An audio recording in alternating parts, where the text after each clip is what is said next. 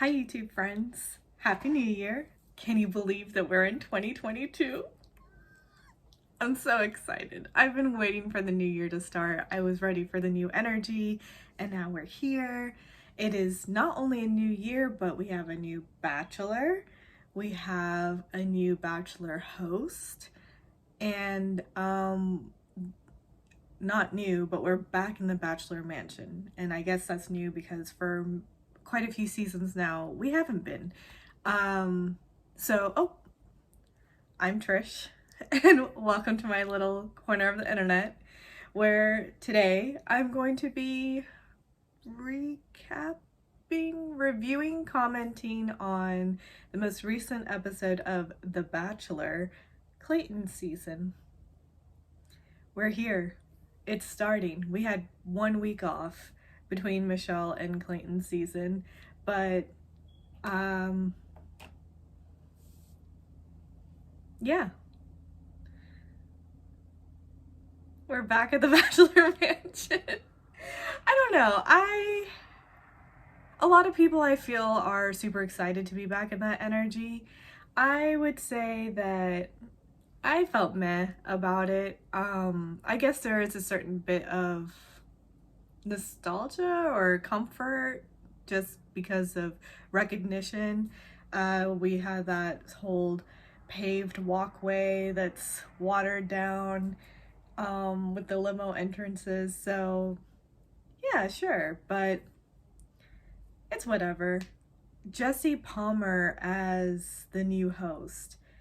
He talks with his hands a lot, which I guess like it'd be awkward if he also didn't. So that's a toss up. I think he did a fine job. I don't really. He was also a football player, right? Honestly, him and Clayton look related. They look like they're cousins or something like that.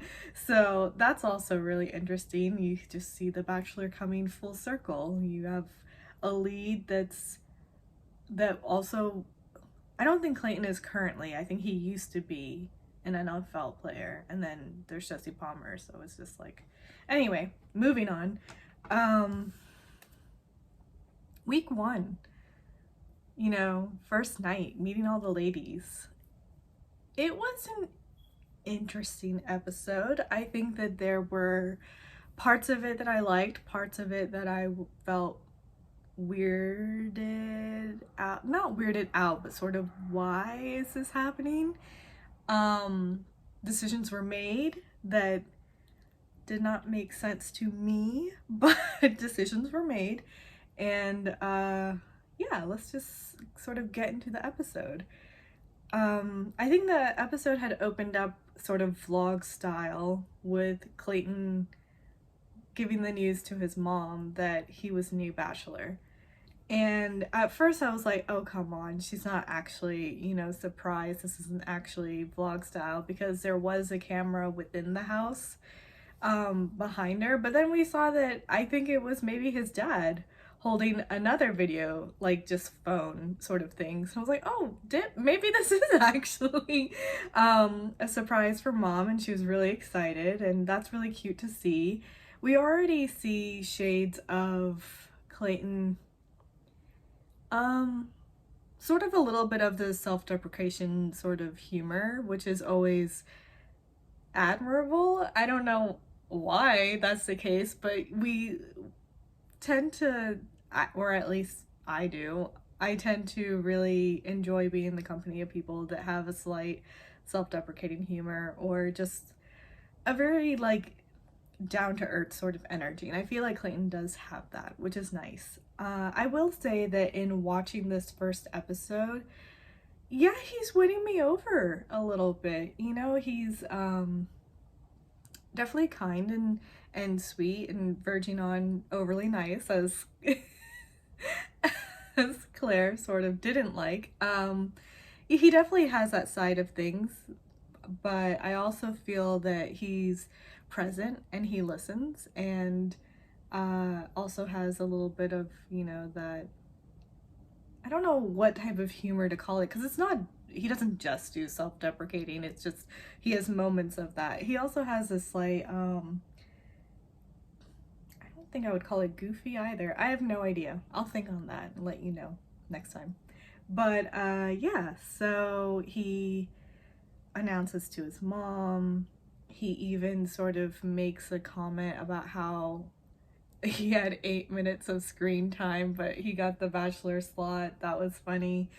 I do feel like when he was talking about his connection with Michelle and how, you know, it really opened his eyes to what he knows now that he wants. He was talking in a way as if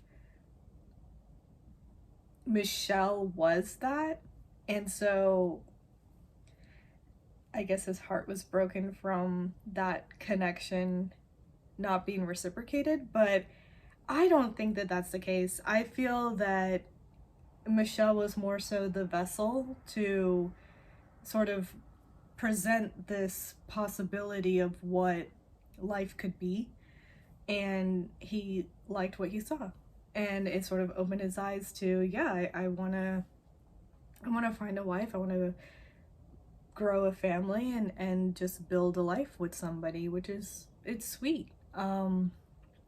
So yeah, all right, let's just, night one, all the ladies showing up. Oh, before that, Sally.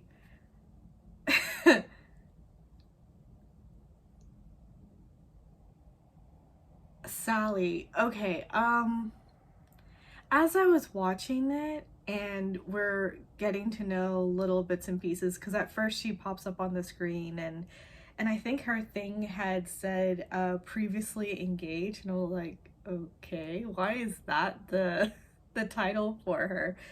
And then it sort of gets into, this was the weekend that she was supposed to get married.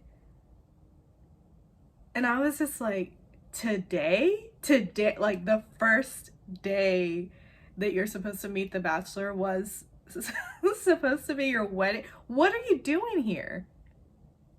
Like, Sally should be at home in her PJs with a tub of ice cream, a large glass of red wine, watching The Bachelor, just like wrapped up in one of those really fuzzy, oh, like this, you know, sort of blanket with really thick socks, like that, messy bun and all. Like, that is the mode that Sally should be in at this moment. And I don't understand how she thought that she would be okay coming here and starting this journey. I don't know how long ago her marriage was called off, but it seems fresh. And I feel that regardless of whether it's been a few weeks or a few months, or heck, it could have been just like a few days, who knows, but because she made it sound like all the decisions had been finalized for the wedding, and that usually still takes up time. It's right, sort of close to, I don't know, I've never been going through that, but I would assume so. It feels recent. Why would you feel that you're ready for meeting someone else to potentially get married to? But anyway, she thought that, and then I guess arrived and sort of gradually realized that, nope, can't do this, can't be here, I want to be home, probably wrapped up in a fuzzy blanket with a large glass of red wine and a tub of ice cream. Sorry, I don't mean to like box us ladies into that. I mean, she could definitely be living her best life and moving on with life and healing and whatnot, but that's the thing, it still takes time to do that, and she should be home healing, and surrounded by, you know, people that she feels comfortable with, she loves, and she knows, not strangers. And all ladies vying for the affections of one man, like, not the place to be. He's just not the place to be. I guess I'm glad she came to talk to Clayton, because I get it, you want to have that final like, the decision is mostly made that she wants to go home, but she also came all this way. Like, I granted, I don't think I would be in her situation because I wouldn't go, but if I were in her position, yeah, I'd probably also just be like, well, I'm here. I should at the very least meet him because you don't know, sort of thing ish, kind of, maybe, I don't know. um I do feel that I want to hope that producers push Clayton to do this and this wasn't his own decision to suddenly present her with a rose, because that is a lot of pressure. I had no problem with him voicing that, you know, I don't really know you, but I get the sense that you're a genuine person. I already like what I see, because I do believe that you can sort of gauge these things a little bit, you know, in a first meeting with somebody. So I like that he voiced those out and sort of displayed the option of, listen, I understand your situation and it's very difficult, but you are over here, and if you would be interested in staying, I just want you to know that I would be interested in you staying and getting to know you further. So I feel like just saying that and leaving it at that and giving her time to sort of process and make her decision would have been completely adequate and just enough and totally fine. I do feel that pushing her to sort of accept a rose at that moment was a bit much, Clayton. But it happened. She was gonna go home. She needed to be home. Who knows, she might come back later on. You never know at this show, do you? Yeah, so I don't know if I would actually rule her out quite yet, but you know, we'll see.